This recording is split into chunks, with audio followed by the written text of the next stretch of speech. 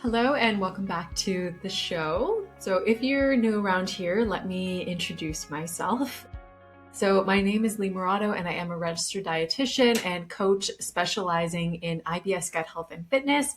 And I help active individuals break free from gut symptoms and fuel their performance. I've loved making these episodes, and I want to thank everyone who has been tuning in for the amazing feedback. I've received a lot of really nice comments lately, and I know that the audience is growing, so I'm super appreciative of that. And I really am so passionate about sharing evidence-based, truly evidence-based, non-BS information when it comes to gut health and conditions like IBS, as well as supporting fitness through proper nutrition and fueling, and of course, blending those two together. And I received a comment from a listener the other day that I wanted to share, who said, I loved your episode where you talked about why different types of fiber is so important for the microbiome. I never thought about my diet in that way, and I will moving forward. So such an empowering comment, and I wanted to share it on the show today. So let's get into the episode.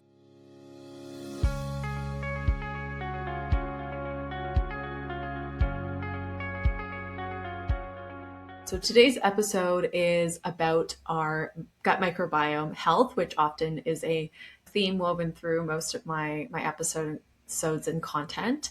So for those of you listening, you may deal with a more intense GI condition like irritable bowel syndrome, IBS, or IBD, inflammatory bowel disease, which means that probably your microbiome needs some help. We know, especially with IBS, that a dysbiotic or an imbalanced microbiome is really one of the main drivers for the symptoms that people experience in IBS. But don't tune out just yet if you don't have a GI condition diagnosed. Even if you're listening and you don't deal with these persistent gut symptoms, we can always still, benefit from improving the community of the good gut bugs that are in our microbiome. So to be the happiest they can be, because there's lots of important roles that they play. So today we're going to chat about 3 little known ways to improve your gut microbiome health, and they might surprise you. So just to lay the foundation, and as a quick refresher, although I've explained it several times on the show, your gut microbiome is essentially the community of trillions of living microbes in your gut. Your gut is another name for your gastrointestinal tract, all the way from entering at your mouth and exiting the other end at the anal canal. So the full way through.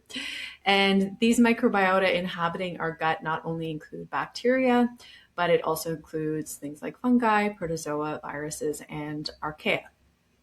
And it's important to note that most of our gut microbiome is in our large bowel, which is our colon.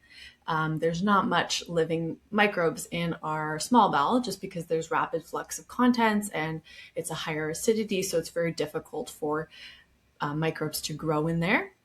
That said, sometimes people experience overgrowth, which is known as SIBO, or small intestinal bacterial overgrowth, and that's where the microbes are growing where they shouldn't be. But for your understanding today, our gut microbiome is largely in our colon, or our large bowel. So what does our gut microbiome influence? So when we're thinking about, improving it, it's important to remember why it's so important. So the gut microbiome really has a range of essential roles for both our brain and our body. So a diverse and a robust microbiome is key for mental health. So it actually plays a role in producing neurotransmitters. 90% of our serotonin, aka happy hormone, is produced in the gut. Yep. Gut-brain communication and signaling, metabolism. So we know that the gut is involved in insulin sensitivity, aka allowing sugars into our cells and managing blood sugar. Of course, digestion. So we have a more robust, healthy microbiome. This prevents food intolerances, supports a strong gut lining, breaking down foods, and immunity. So most of our immune system is actually housed in our gut as well. So our gut acts as like a defense mechanism, fighting infection and preventing disease, preventing against things like colon cancer too. So all that to say, it's super important, and you could argue that it's really the center of our health. So as I mentioned, don't tune out just yet if you don't have a diagnosed, GI condition. Anyone would benefit from learning more, of course, how to actually help your microbiome thrive. So we always want to chat about what actually defines a healthy microbiome. So we don't know quite yet, although we know a lot more about the gut microbiome just in several years with research, but we haven't been able to exactly quantify what an ideal or a healthy microbiome looks like, just that, like absolute agreed upon numbers and different types of species and ratios. What we do know is that we want a very diverse and a robust population of microbes. So we want different types of species and different types of microbe colonies in our gut. And although some are maybe more health promoting and some are maybe pathogenic or more harmful for our health, the idea is that we don't actually want to have just good microbes in our gut. It's more about having a symbiotic balance, and the good and the less good work together in balance, and ideally the good outweighing the bad. So that's important to note as well. When the balance of our gut microbiome goes off track, this is known as dysbiosis. So this could be triggered by something like an intense food poisoning event. We know that 1 in 9 people who develop infectious gastroenteritis will develop post-infectious IBS due to like a very intense disruption to the gut microbiome. And even just different life factors, not eating enough fiber or different nutrients to support the gut microbiome over time, extensive use of like broad spectrum antibiotics, different medical conditions, lots of different things can impact the microbiome and lead to this state of dysbiosis.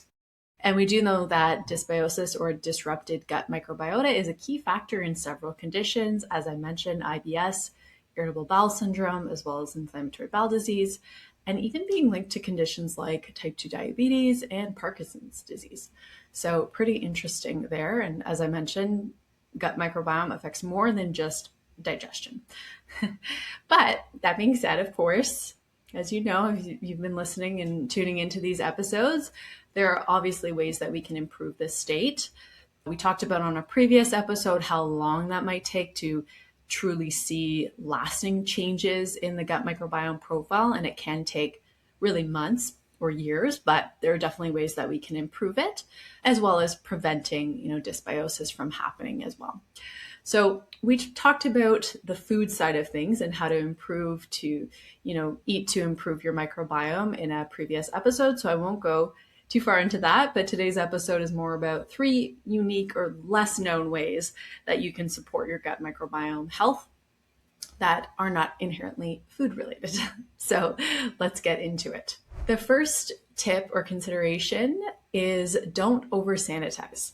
So this is something that I've practiced for a long time. I was really interested actually in university about the concept of antibiotic resistance, which essentially means that when we use an antibiotic medication or even a substance to kill a certain type of bacteria, there's always going to be potentially a small level of that bacteria that gets left behind.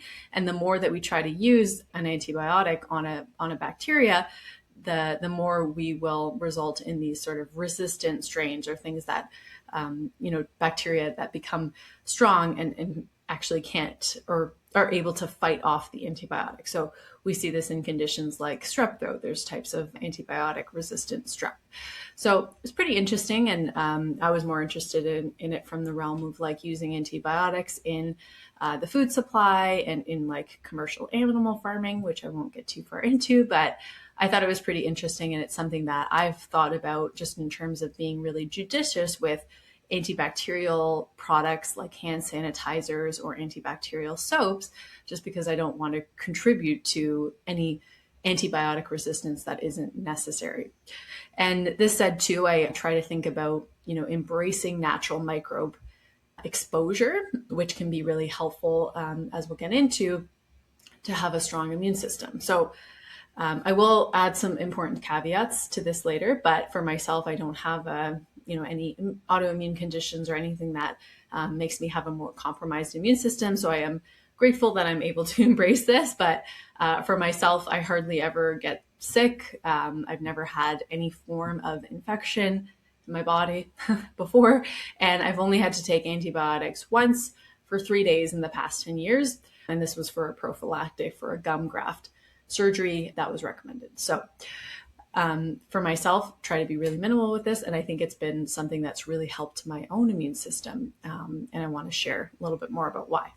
So evidence does suggest that frequent exposure to antibacterial agents, again, this could be hand sanitizers or antibacterial soaps, may reduce microbial diversity and even promote resistant organisms. So just for yourself, if you're someone who's always using hand sanitizer or these antibacterial products, it might actually be working against you and sort of decreasing some of your natural microbial diversity, which is interesting. So what can we do instead? How can you kind of consider alternatives to this, right? With still being mindful of hygiene and, not picking up cold and flu during the winter season or whatever time of year things are spreading. So one thing to keep in mind is considering targeted hygiene. So rather than constantly sanitizing your hands, we could focus on high-risk moments like after bathroom use, before food preparation, after handling raw meat, contact with someone who is sick, after using public transit, and after handling animals or waste.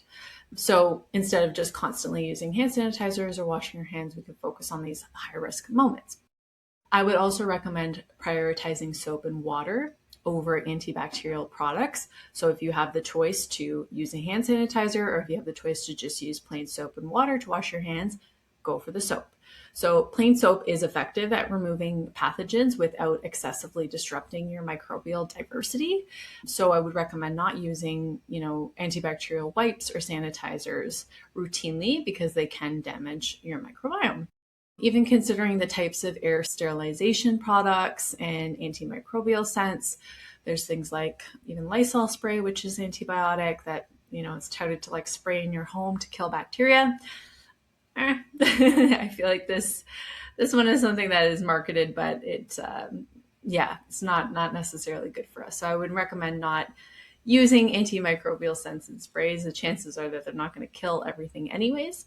And my point here is that we don't want to kill everything. It actually is important to get exposure to different types of microbes in the environment, even for kids as well, because it trains our immune system to be able to better handle them. So when we get sort of better and more frequent exposure to them, our immune system is much stronger. So if you think of someone who's maybe spent their entire life inside, or a child who's never gone outside or played at all, they probably have a pretty weak immune system versus kids that, run around, they play in the dirt, they meet with different friends, they play with dogs. They're going to have a much more diverse microbiome profile and probably a much stronger immune system.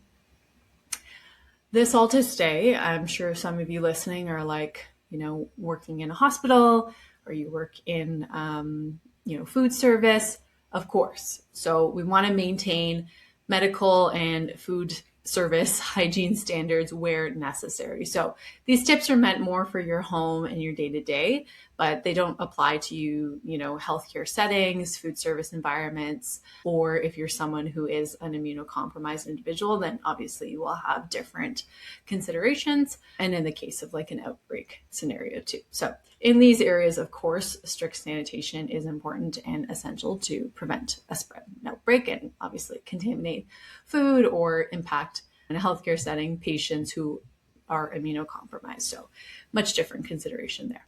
But for your day-to-day, a good message to think about is thinking clean. The goal is to think clean and not necessarily sterile. And the takeaway really is that low-level microbial exposure helps to train our immune system and build gut resilience. The second tip is increase exposure to natural environments. So this builds off the previous one. So did you know that actually having a furry friend or some different animals around could positively impact your gut microbiome? So our microbiome is so complex and it's really affected by so many different factors across our lifespan. So not only just diet, but also stress, medications, environment, medical conditions, genetics, and more. So for anyone who loves pets or for dog lovers, there's some good news for you. So dog exposure in early years can actually have a positive effect on the gut microbiome. So this is a helpful tip for parents listening or tuning in. In a small study, researchers looked at fecal samples in a small group of healthy infants at 4 months of age, and they found that microbiota richness and diversity was found to be increased in infants living with pets, which was pretty interesting. So having a furry friend around may have an impact on your gut microbiome. In terms of adults, a case control study published in 2020 looked at stool samples from household members, some of which had pets and others did not. And the results found that pet ownership is associated with differences in the gut microbiome. So pretty interesting. So while there's definitely more research needed on this topic specifically, and these studies weren't as high quality, they weren't randomized control trials, the results are pointing in a positive direction. So this is good news for all of us who love our furry friends. And, of course, they provide us with a natural form of therapy, and they help our mood too. So going back to the overall concept of embracing natural environments. So taking this a little further, we can think about regular contact with soil, plants, outdoor spaces, in addition to animals, can support our microbial diversity and immune regulation. So some other ideas other than petting a furry friend would be gardening, even walking barefoot on natural ground, outdoor play, especially for children, and definitely spending time in forests, parks, and green spaces. So this sort of aligns with the biodiversity hypothesis, linking reduced environmental microbial exposure to higher rates of inflammatory and allergic disease. So I heard a microbiome researcher mention this, and they said that if they've gone for like a walk in the forest and they've handled different plants, although not poisonous plants, but just different plants, they probably won't wash their hands before they go to eat lunch, because this might be a good way to introduce some natural microbes. And don't get me wrong, like we've saved a lot of people with medicine, and hand washing is important, but just to bring this all home again, we have to remember that exposure to a variety of different microbes can help keep us healthy, and embracing those natural environments can help our body to be much more resilient too. And then the third and final tip to improve your gut microbiome health is to embrace short bursts of high intensity activity. So exercise can boost the gut even without diet changes. And research shows us that movement alone can enhance microbial diversity. One mechanism for this is known as gut ischemia. So during workouts, our body redirects blood to our working muscles, which then reduces oxygen flow to the gut. And this can create an aerobic, like fermentation-like environment that then encourages beneficial bacteria to grow, sort of like the same types that are involved in making fermented foods, for example. So this was discussed in a 2019 review, Exercise in the Gut Microbiome, a review of the evidence, potential mechanisms, and implications for human health. And an excerpt in there was, exercise can also reduce intestinal blood flow by more than 50%, with significant gut ischemia occurring within 10 minutes of high intensity. Although the intestine is naturally an anaerobic environment, gut epithelial cells primarily use oxidative metabolism, with potential consequences for gut microbial communities. So a little bit sciencey there, but basically what they're saying is that the lack of oxygen may promote the growth of certain types of bacteria. So it may change your microbiome. Plus, we also know that conversely, like our gut microbiome can help us to perform and even recover better from exercise too.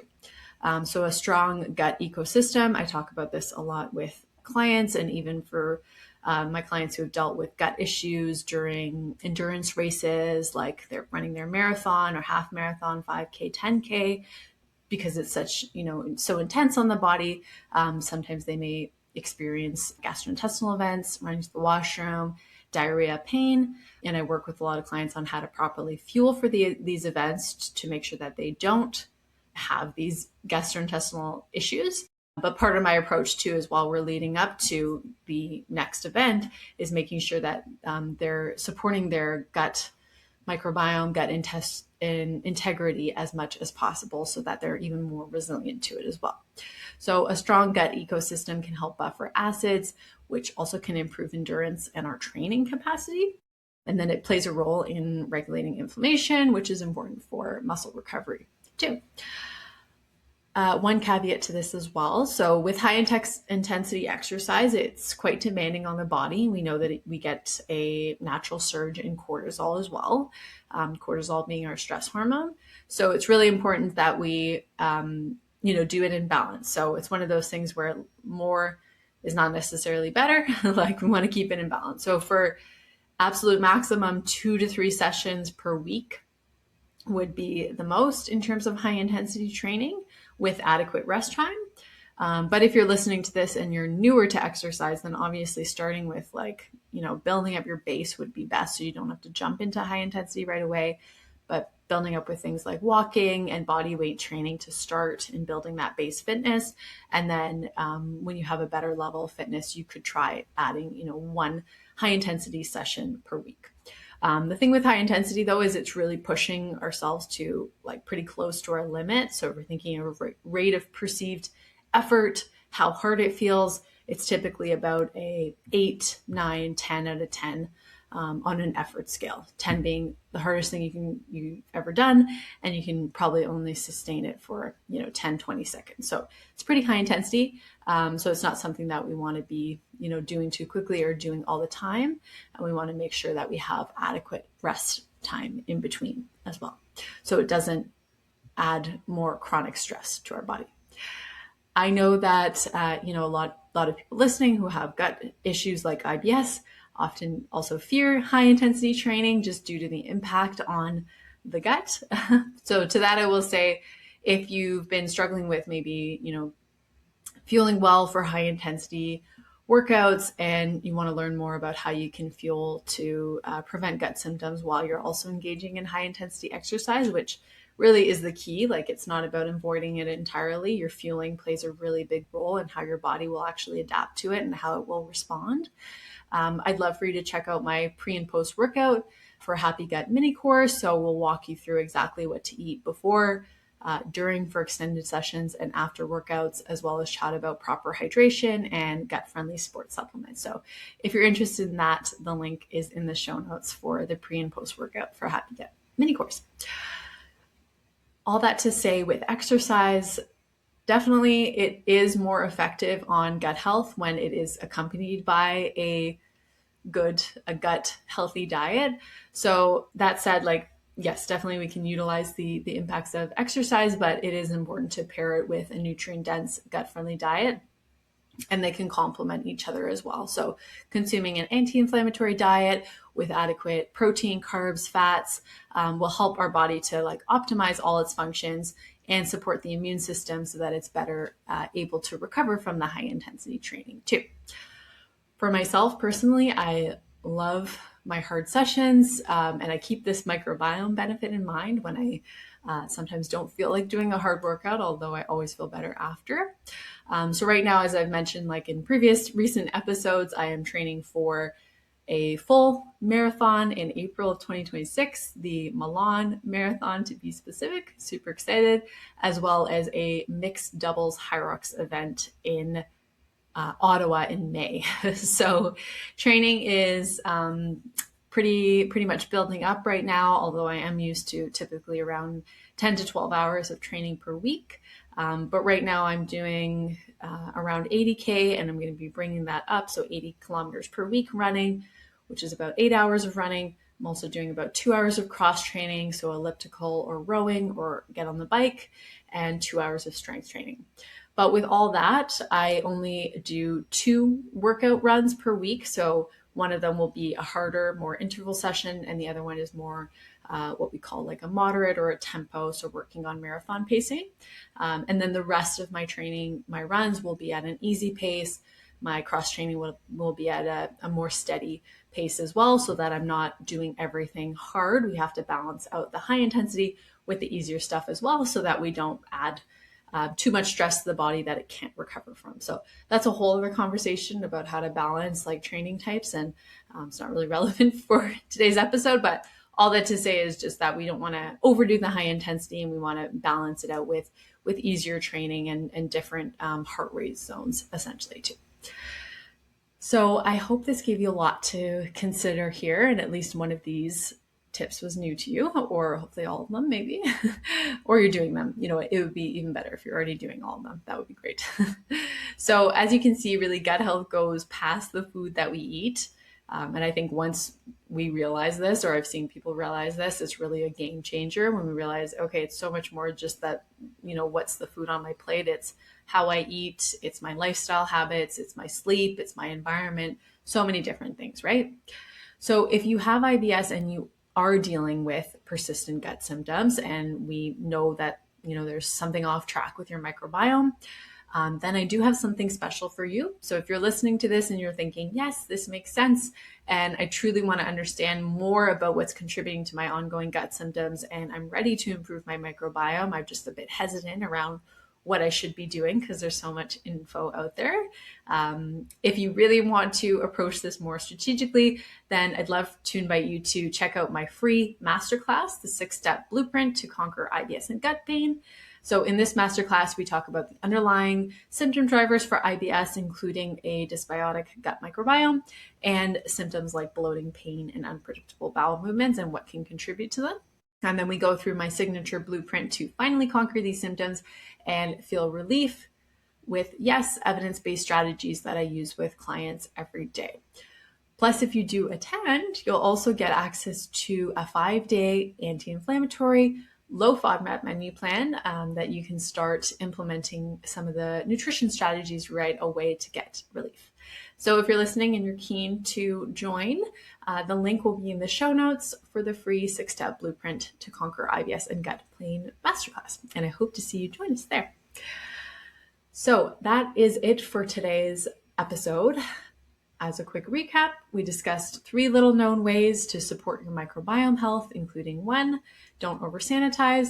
So use a targeted hygiene approach, thinking clean, not sterile. And remember that exposure to germs can actually be a good thing and something that can make our immune system stronger. 2, we said embrace natural environments. So getting out into nature, petting a dog, playing with a furry friend, and gardening to get even more exposure to different good microbes. And then 3, embrace short bouts of high intensity exercise, but of course, pairing that with adequate rest and easier types of sessions. And if you're someone who is not used to exercise or you're inconsistent with exercise, then you can build up to this more slowly. So if you have any thoughts or questions about what I discussed, I would love for you to drop a comment below and let me know your thoughts. If these are things that you're already doing, amazing. Or if something was new to you, I'd love to hear. And if you have any ideas for even future episodes, things that you want me to cover, any questions from my listener Q&A or other topics you'd like to see, I would love for you to let me know. I always appreciate all the comments, and they help to keep me going as well. So thank you so much for tuning in. Cheers to a happy, thriving gut, and I will talk to you soon. Bye for now.